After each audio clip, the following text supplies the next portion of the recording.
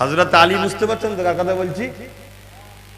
আল্লাহর নবী যার হাত ধরে বলেছিল আলী যার মাওলা আমি রাসূল তার মাওলা।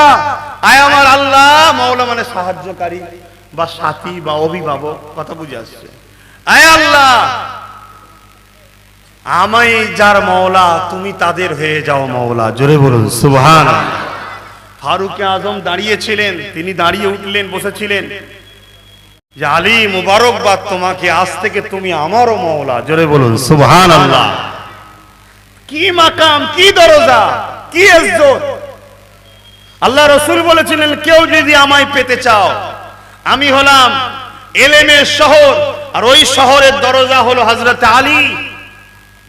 কেউ যদি আমায় পেতে চাও আলী ছাড়া পাবে না। অর্থাৎ আলীর সঙ্গে গুস্তাগি করে, হযরতে শেরে খোদা আলীর সঙ্গে ঝগড়া করে, আলীর সঙ্গে দুশ্মনী করে কেউ যদি বলে মোহাম্মদ রাসূলকে ভালোবাসি, এ কাজ্জাব, মিথ্যুক, ধোঁকাবাজ, প্রতারণাকারী।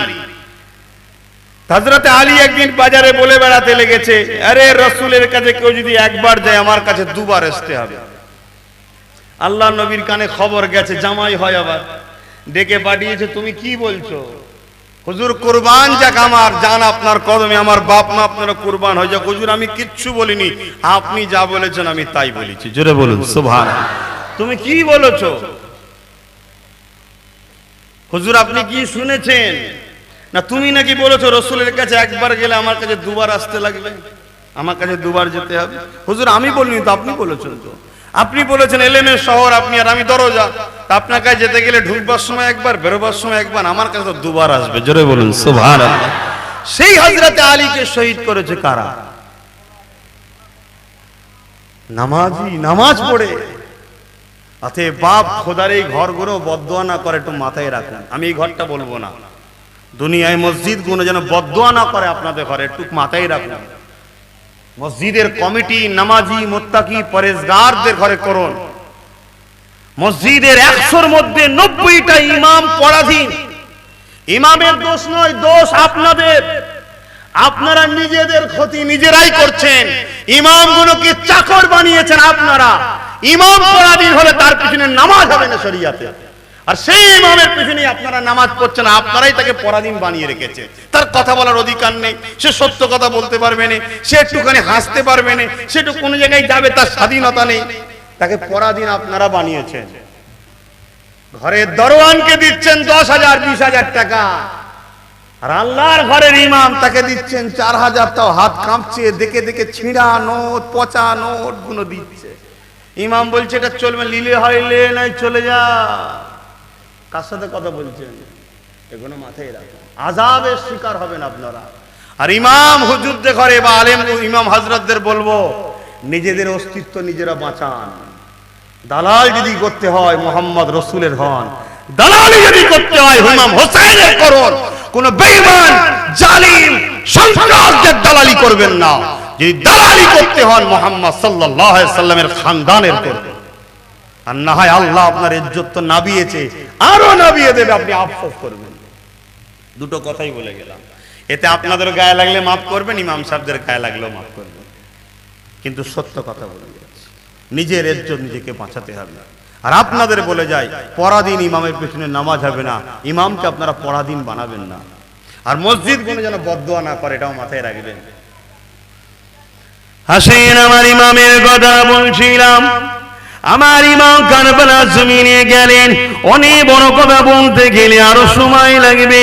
দুসরা মুহররমের 2 তারিখে কারবালা জমিনে পৌঁছালেন। হুজুর কিন্তু লড়াই করতে যায়নি। হুজুরের সঙ্গে পুরুষ ছিল 72 জন, নারী ছিল 10 জন, মোট 82 জনকে নিয়ে রওনা দিয়েছে। কোথায় যাচ্ছে? হুজুরকে কুফার মানুষরা দাওয়াত দিয়েছিল, চিঠি করে দাওয়াত দিয়েছিল।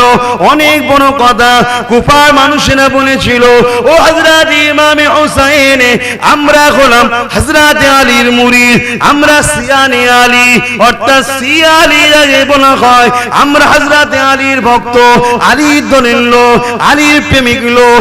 আপনি আমার কুফাতে চলে আসুন। হুজুর আমাদের কুফার মানুষের দাওয়াতে যেতে লাগলো।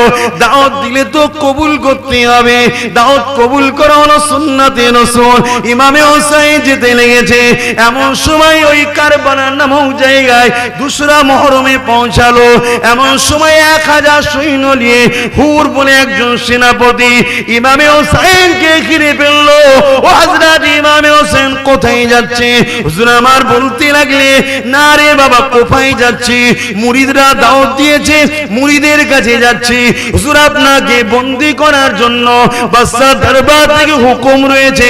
ইমামে হোসেন জিজ্ঞাসা করতে লাগলেন, আমার কসুরটা কি, আমার অপরাধটা কি? না তুমি বাগাবাত করেছো, সরকারের বিরোধী করেছো।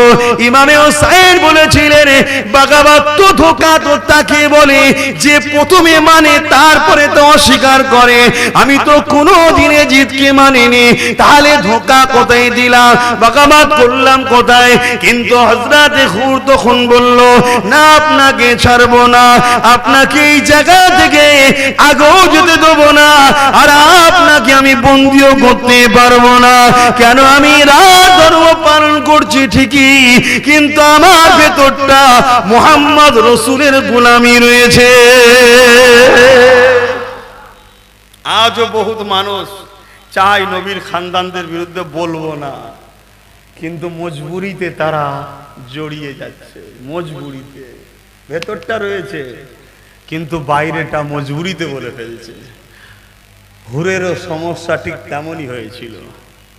তো অনেক বড় কথা, হুজুরকে যেতে দেয়া হলো না। হুজুর আগিয়ে গেলেন, ওখানে দাঁড়িয়ে গেলেন।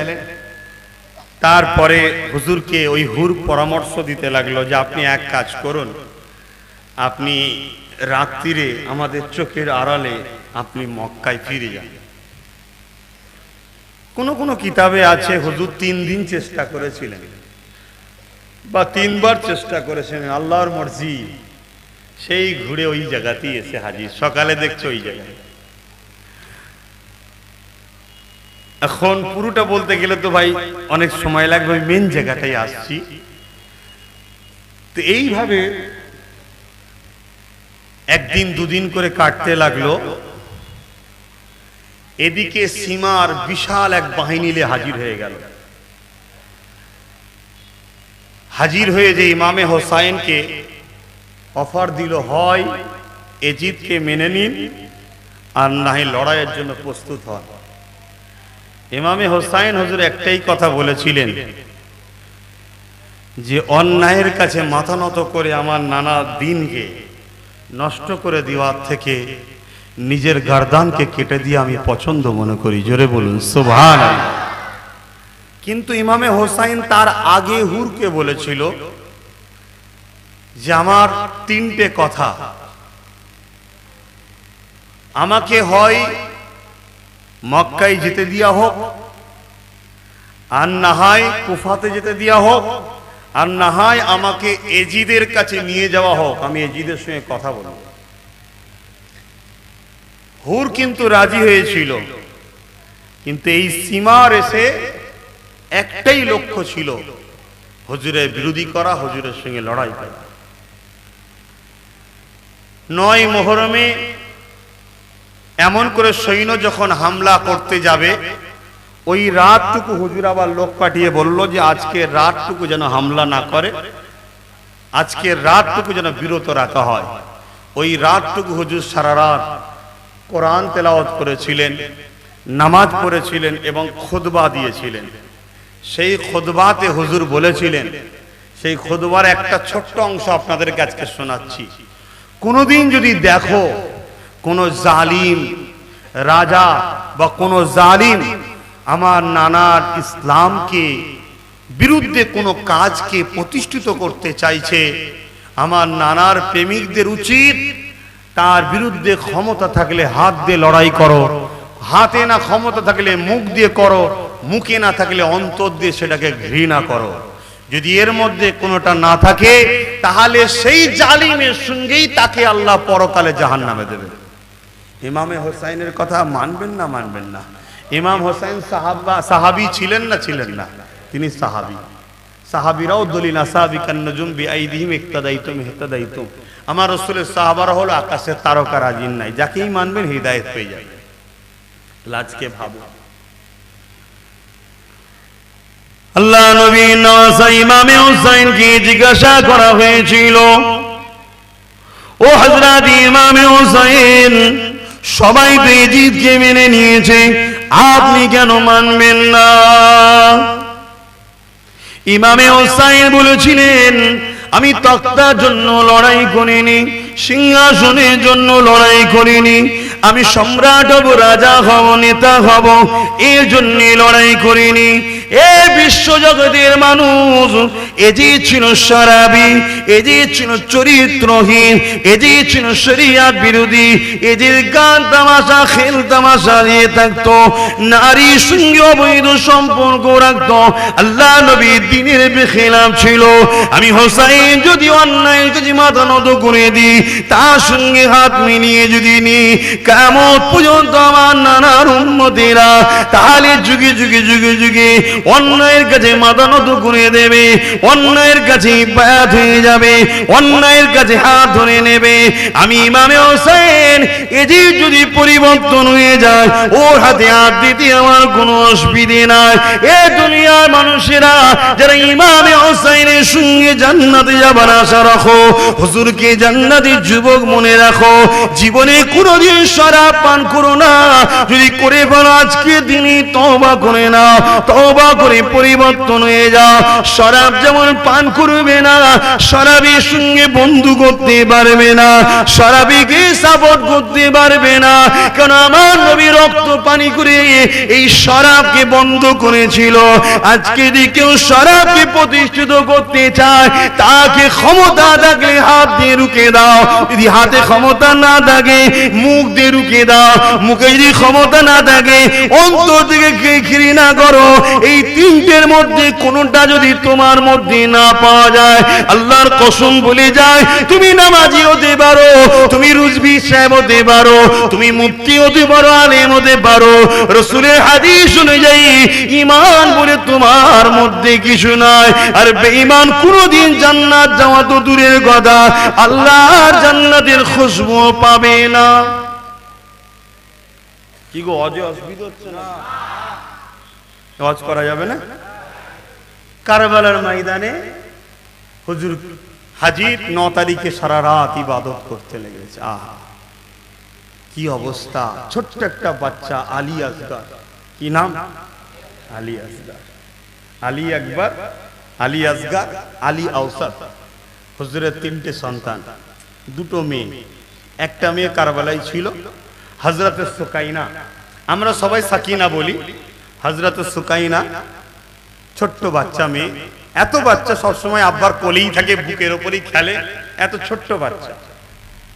আরে এনারা তো যাচ্ছে কুফাতে, মুরিদের বাড়ি যাচ্ছে, মুরিদরা দাওয়াত করেছে। হুজুর আরেকটা কথা বলতে ভুলে গেছে, এটা একটু শুনে রাখা দরকার তোমাদের, কেন এই এখনো কিছু লোক হয়তো কুফারই অনুসরণ করে চলছে থাকতে পারে। তো হুজুর এই কারবালাতে যখন তাবু করলেন, বললেন এখান থেকে তো কুফা বেশি দূর নয়, কয়েকজনকে পাঠালেন, যাও কুফার লোককে গিয়ে বলো হুজুর কারবালায় এসেছে, ওইখানে হাজির হতে, ওখানেই বায়াত হবে, ওখানেই দ্বীনের শিক্ষা দেওয়া হবে, ওখানে চলো। তো হুজুর যখন খবর পাঠালেন, কুফা থেকে একজন মানুষ এসছে, এসে বলছেন হুজুর আপনি কোথায় যাচ্ছেন? না কুফায় যাচ্ছি। বলেছিল হুজুর কুফার মানুষের দিলটা আপনার সাথে আছে, কিন্তু অর্থ পেয়ে ওরা সরকারের দিকে চলে গেছে। বুঝতে পারছেন না? চলে গেছে হুজুর, ওরা এখন তরোয়াল ধরেছে আপনার বিরুদ্ধেই লড়বে বলে। হুজুরের বড় আফসোস হলেন। 22,000 সৈন্য এসেছে, 22,000। যারা হুজুরকে চিঠিতে দেখেছিল, 22,000 লোক আবার হুজুরের বিরুদ্ধে তরবাল ধরেছে সামান্য কিছু পয়সাতে। বুঝতে পারছেন তো? এটা দুনিয়া, এটা দুনিয়া। কিন্তু আপনাদের প্রশ্ন করি, যারা হুজুরের বিরুদ্ধে তরবাল ধরলো সামান্যই পয়সা, তাদের দুনিয়াও বরবাদ হয়ে গেল। কি হলো ভাই, এখানে ধোঁ বেরোলো কেন গো বাস্ত হয়ে? তাদের দুনিয়াও বরবাদ হয়ে গেল, তাদের আখেরাত। আমার দিকে দেখুন না, মিস্ত্রি দেখছে, যতক্ষণ আছে হ্যাঁ ততক্ষণই থাকবে। তাদের দুনিয়াটাও বরবাদ হলো আর আখেরাত বরবাদ হলো। হযরত ইমামে পাক হুজুর আমার এমন করে রাত জেগে ইবাদত করতে লাগলেন। এই যুবকেরা, হুজুর আমার সে রাতে দিয়ে তাহাজ্জুদে নামাজ পড়ে নিয়ে বিছানাতে পিঠ দিয়েছেন। হুজুর আমার ঘুমিয়ে পড়েছে। কিছুক্ষণ পরে উঠে হুজুর আমার মুচকে মুচকে হাসে। হুজুরের বোন এসে হাজির হয়ে যায়। ভাই আপনি কেন আসেন?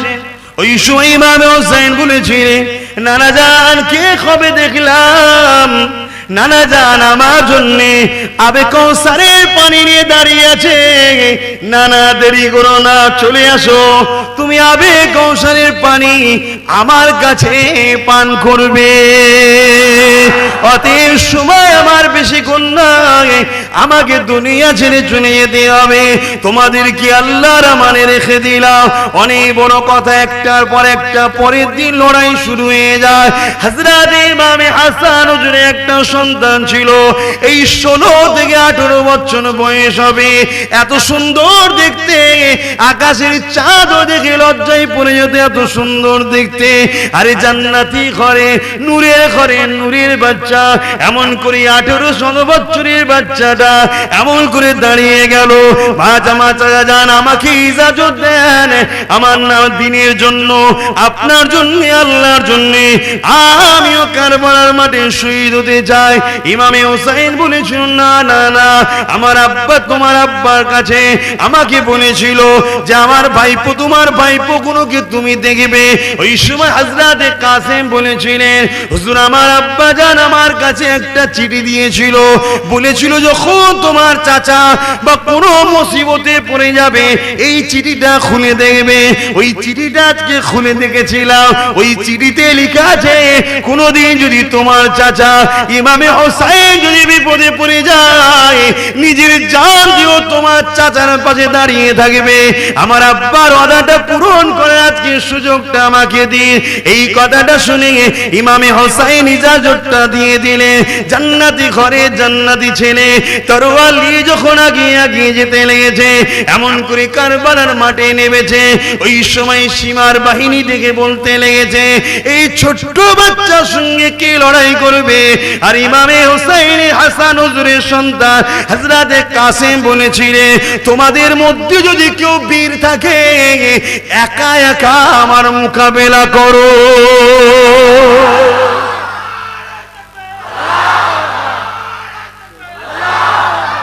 একা একা আসো, ঝাঁকে ঝাঁকে সৈন্য পাঠিয়ে দিচ্ছ কেন? একা একা লড়ো, বীরত্ব তবে তো প্রমাণ হবে, ঠিক না বেডি? চলো একা একা লড়ো। ঝাঁকে ঝাঁকে সৈন্য পাঠাচ্ছে, চারিদিক থেকে তীর মারছে, কতক্ষণ মানুষ দাঁড়িয়ে থাকবে সেই মাঠে, ঠিক না বেটি? সেই মাঠে একজন বড় পালোয়ান ছিল, খুব অহংকারী, তার সাথে কেউ লড়াই করে পারত না। সে বলল, তোমার সাথে আমারও এক ছেলে আছে, তার 4টে ছেলে ছিল, তাকে পাঠালো। আসতে শুধু অপেক্ষা, এক তরবারের আগেরে 2 টুকরো করে দিল। তার একটা একটা করে 4টে ছেলে, 4টেকেই 2 টুকরো করে দিয়েছে। একটা 16 বছরের ছেলে, সেই পীর পালোয়ান, সে এসেছে। তার ইমামে হযরতে কাসেম হুজুর তার মোকাবেলায় লড়তে গিয়ে তাকেও তরোয়ালের আঘাতে জাহান্নামে পাঠিয়ে দিয়েছে। তখন সীমার বলছে, এরা শেরে খোদা আলীর খানদান, নবীর বংশধর, নবীর খানদান, এদের সঙ্গে একা একা হবে না, চারিদিক দিয়ে হামলা করো। অনেকক্ষণ ধরে টিকে থেকে তীরের আঘাতে আল্লাহর ডাকে শাহাদাত বরণ করে আল্লাহর রাস্তায় চলে গেলেন। ইন্না লিল্লাহি ওয়া ইন্না ইলাইহি রাজিউন। এভাবে কারবালায় আহলে রাসূলদের ঘরে শেষ করেছে। এই কলেমা তারাও পড়েছিল, তারাও মুসলমান ছিল। ইমামে হোসেন হুজুর বারবার বলছেন সঙ্গীতে ঘরে যে তোমরা সব চলে যাও, এজিদ শুধুমাত্র আমার রক্তের পিপাসায় আছে। আচ্ছা বলুন তো ভাই, সবাই তো ইজিদকে মেনে নিয়েছে, ইমামে হোসাইন নাই মানতো, সমস্যাটা কোথায়? ইজিদ জানে সারা দুনিয়া আমায় মেনে নিলেও লাভ নাই, সারা দুনিয়ার বর্তমান ইমাম যদি আমায় না মানে তাহলে আমি তো দুর্বলই রয়ে গেলাম, তোকে মানতেই হবে। এটাই ছিল ইজিদের টার্গেট। কথা কিছু বুঝছেন? সব হয়ে যাওয়ার পরও তারপরও সেই সমস্যা। তো ইমামে হোসাইন হুজুর বারবার তেনার আত্মীয়দেরকে বলছে আপনারা সব চলে যান, আমার রক্তের পিপাসায় ওরা রয়েছে। কিন্তু তারা কি উত্তর দিয়েছিল? না, আপনার সাথে এসেছি, আপনার সাথে থাকবো, বাঁচতে হয় আপনার সাথে বাঁচবো, মরতে হয় আপনার সঙ্গে মরবো। আপনার নানাকে যে কিয়ামতের দিন জবাব দিতে পারবো না। আর যদি এই মাহফিলকে আমি জিজ্ঞাসা করি যে এখন আমার সাথে থাকলে আপনার উপরও জুলুম হবে, জুলুমটা তো আমাকেই টার্গেট, আপনারা আমায় ছেড়ে দিয়ে চলে যান, এই জায়গায় আপনারা বলুন আমার সাথে থাকবেন না ছেড়ে দেবেন? থাকতে পারবেন না। সেই ঈমান আমাদের কমজোর। তবে মনে রাখবেন, আমার সাথে বলতে ইসলামের সাথে, কারণ আমি ইসলামের রাস্তা আপনাদের দেখাচ্ছি, ঠিক না বেঠিক? শান্তি, মানবতা, সভ্যতা, ইনসাফ, ইনসানিয়ত, মানবতা, এর নামই তো ইসলাম। মা বাপের প্রেমের নাম ইসলাম, গরিবকে আশ্রয় দিবার নাম ইসলাম, অসহায়কে ভালোবাসার নাম ইসলাম, ক্ষুধার্তকে খাওয়ানোর নাম ইসলাম, বস্ত্রহীনকে বস্ত্র দিবার নাম ইসলাম, এর নাম ইসলাম। এতিমকে ভালোবাসা, আশ্রয় দিবার নাম ইসলাম। মহান স্রষ্টা সৃষ্টি, হিন্দু, দলিত, আদিবাসী, সাঁওতাল, বাগদি যেই হোক, মানুষ বিপদে পড়েছে তাকে আশ্রয় দিবার নাম হলো ইসলাম। ওই নামাজ পড়ার নামই শুধু ইসলাম নয়, ওটাও যেমন ইসলাম। ফুটপাতে পড়ে থাকে একটা গরিবকে তুলে নিয়ে তার আশ্রয় দেওয়া, তার সেবা করা, ওর নামও ইসলাম। এটাও যেমন আমার জন্য আল্লাহর হুকুম, ওটাও তেমন আমার জন্য আল্লাহর হুকুম। কিন্তু আমরা তো কুক্ষিগত করে ফেলেছি। তো যাক, হুজুর আমার এমন করে ঘোড়ার পিঠে উঠলেন।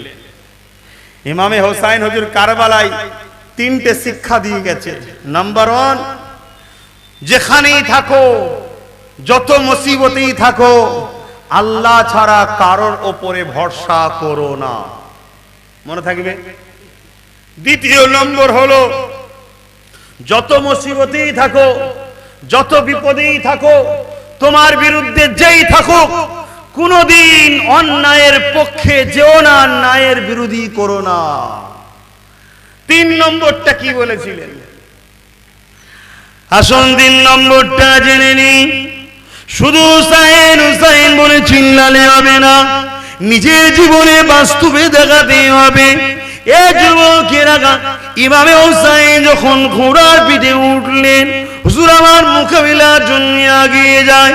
হুজুর আমার যখন ঘোড়ার পিঠে উঠেছে, ঘোড়াকে বলছে চলো, নানার সঙ্গে যে ওয়াদা করেছিলাম ওয়াদাটা পূরণ করতে হবে।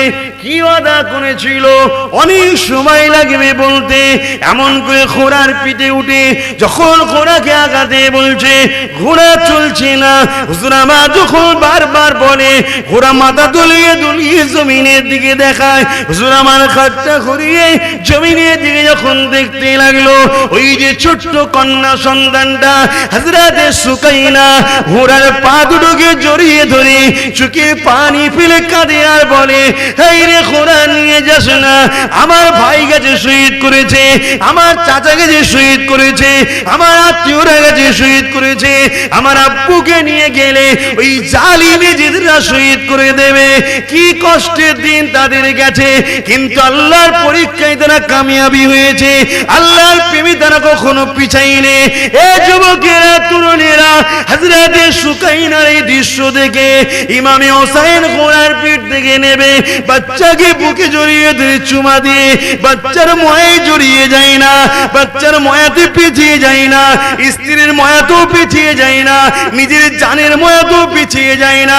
ইমামে হোসাইন নিজের কন্যা থেকেও নানার দিনকে আগে প্রাধান্য দিয়েছে।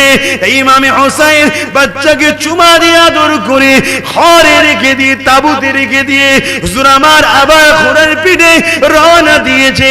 হুজুর আমার লড়াই করতে লেগেছে। জালিম সন্ত্রাসীরা, নিষ্ঠুর পাষাণেরা এমন করে চারিদিক দিয়ে হামলা করতে লেগেছে। ইমামে হোসাইনের তরবারের মোকাবেলায় কেউ দাঁড়াতে পারছে না। ঝাঁকে ঝাঁকে সৈন্য আসছে, হুজুরের তরবারে দুটুকরো হয়ে যাচ্ছে। সীমার মাথায় হাত দিয়ে বসে পড়েছে যে কেমন করে কি করে হোসাইনের তরবারকে থামাবো।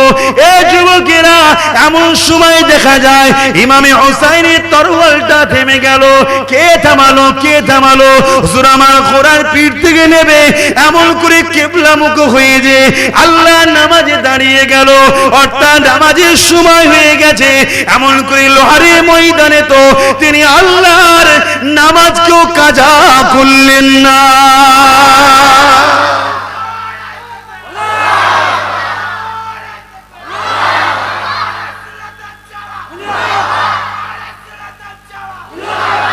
প্রেম আল্লাহর উপরে তো এইটা। আর আজকে আমরা ইচ্ছা করে করে নামাজ কাজা করছি।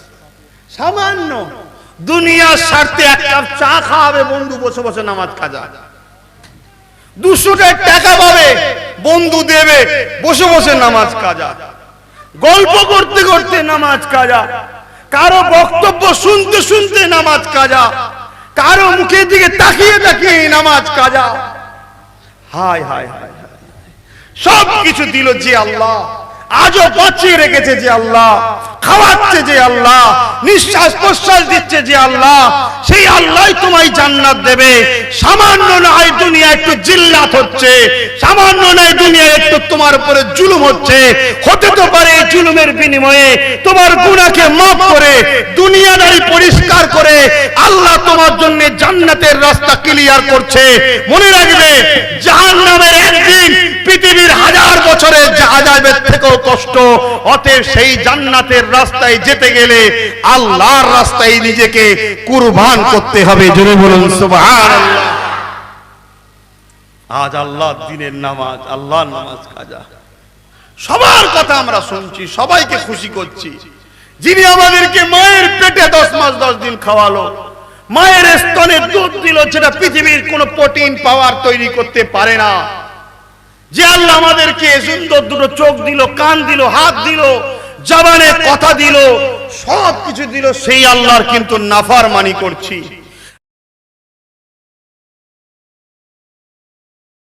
আসুন একটু সালাম দিয়ে দোয়া করে দেবো, তারপরে নামাজ হবে। কেন মুসল্লিরা বসে আছেন, একটু দোয়াটা করে দিয়া নবী।